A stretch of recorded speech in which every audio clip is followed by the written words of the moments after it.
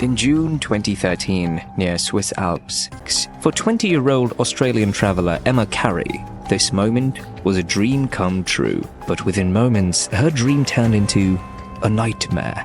As she plummeted through the sky at terminal velocity, the parachute had deployed, but the lines were tangled. The instructor strapped to her back was unresponsive, and the ground was rushing toward her faster than she could comprehend. This is the unbelievable story of how Emma Carey fell 14,000 feet and lived to tell the tale. For Emma Carey, adventure had always been a way of life. A free spirit from Canberra, Australia, she was the kind of person who sought out experiences that made her feel alive. Skydiving had been on her bucket list for years, and during a 3-month backpacking trip across Europe, she finally had the chance to cross it off. Switzerland, with its towering peaks and breathtaking views, felt like the perfect backdrop. She convinced her best friend Gemma to join her. They signed up for a tandem skydive over the Alps, an experience Emma had imagined countless times. The excitement was overwhelming as they boarded the helicopter. The ascent was breathtaking. Mountain peaks stretched endlessly in every direction, rivers snaked through the valleys below, and the sky was vast and endless. At 14,000 feet, the moment of truth arrived. The helicopter doors swung open and icy air rushed in. Strapped securely to her instructor, Emma moved toward the edge. For a brief second, she dangled in the open sky, her legs swinging above the abyss. Then, they jumped.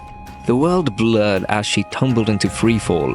The first few moments were pure ecstasy, weightlessness, wind roaring, and the earth spinning beneath her. Then, something went terribly wrong. As Emma hurtled through the sky, a strange, unshakable calm washed over her. She felt an overwhelming sense of peace. The world stretched endlessly beneath her, a breathtaking panorama of the Swiss Alps. She had dreamed of this moment for so long, and for a few fleeting seconds, it was everything she had hoped for. And then, the tap. A soft, urgent signal on her shoulder. The cue she had been waiting for. The parachute was about to deploy.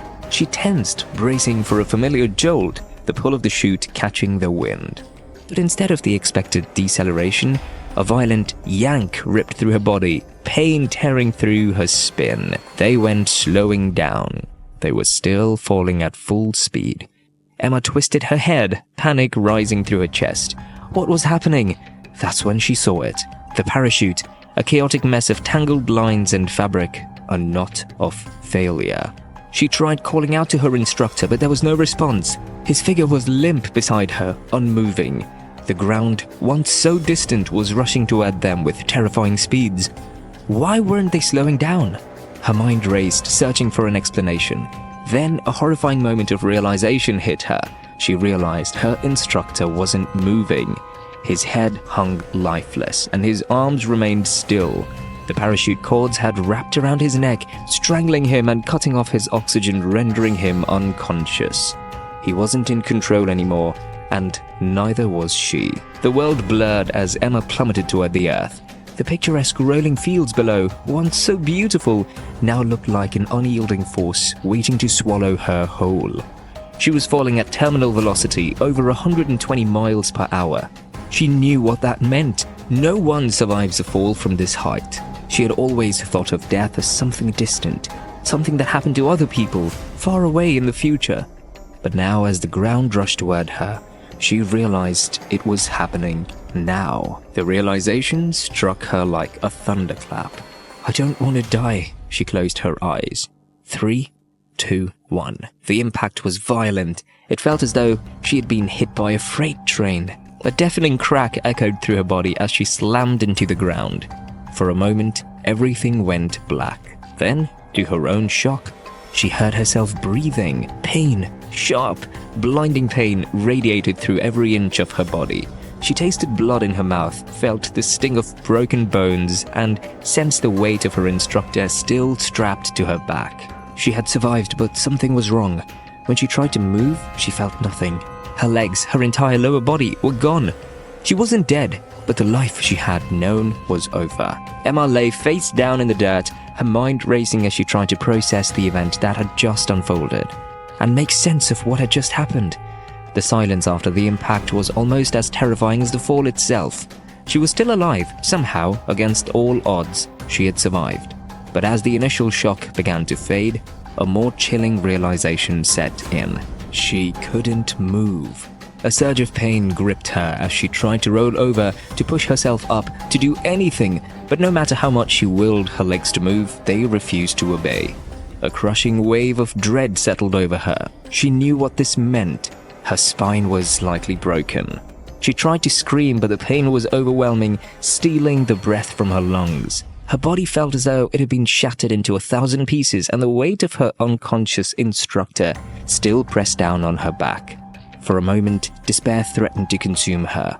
She had survived the impossible only to find herself paralyzed, stranded in an open field with no one around to help. The ground beneath her was cold and unforgiving, and she had no idea how long it would take for someone to find her. But Emma was no quitter. Summoning every ounce of strength her battered body had left, she forced herself to think logically. I'm still here, I'm still breathing. That means there's still hope. She had no idea how long it would take, but she had to believe that someone would come looking for her. She just had to hang on a little long. Minutes passed, then hours. Emma lay motionless in the open field, staring at the vast sky above her. Every second felt like an eternity. The pain was relentless, radiating through every nerve in her body. But worse than the pain was the fear. Fear that she might die out here before anyone even realized what had happened. And then in the distance, she heard something. A voice. Her heart pounded in her chest. She tried to call out, but her throat was dry, her voice barely a whisper. Then, suddenly, shadows loomed over her. It was Gemma. Her best friend had seen the accident from the air and, along with her instructor, had steered their parachute toward Emma's location. Gemma's face was a mask of horror as she took in the scene.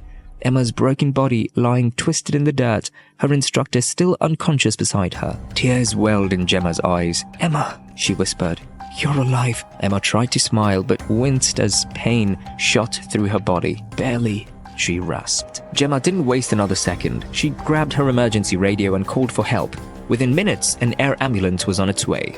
As Emma lay there, listening to the distant hum of helicopter blades, she felt an overwhelming rush of gratitude. She had survived a fall from 14,000 feet, and now, against all odds, she was being rescued.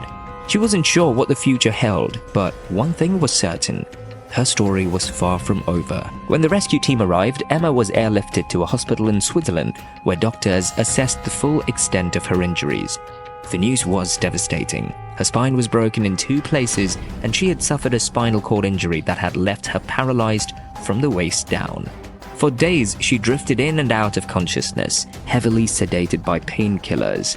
At times, the weight of reality was too much to bear. She had gone from an adventurous, carefree 20-year-old to a paraplegic in an instant. The thought was unbearable. Doctors told her she might never walk again. The words cut through her like a knife. She replayed the accident in her mind over and over again.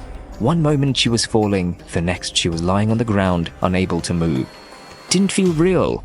But as the days turned into weeks, Emma made a choice. She could let this break her, or she could fight. And Emma wasn't ready to give up. She was transferred to a rehabilitation hospital in Sydney, Australia, where she began the grueling process of physical therapy. Every day was a battle, learning how to sit up without assistance, how to balance herself in a wheelchair, and how to regain control over her body. The pain was relentless, but so was she.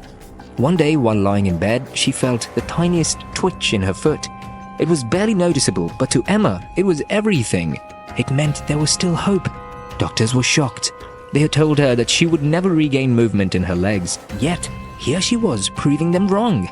Over the next several months, she fought harder than she ever had before. She trained her muscles to move again, first with the help of parallel bars, then with crutches.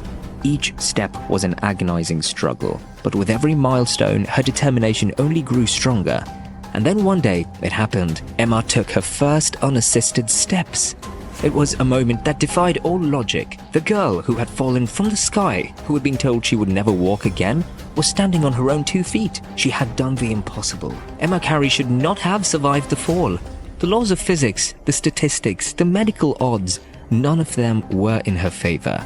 And yet, against all logic, she did it. Her journey is far more than a tale of survival.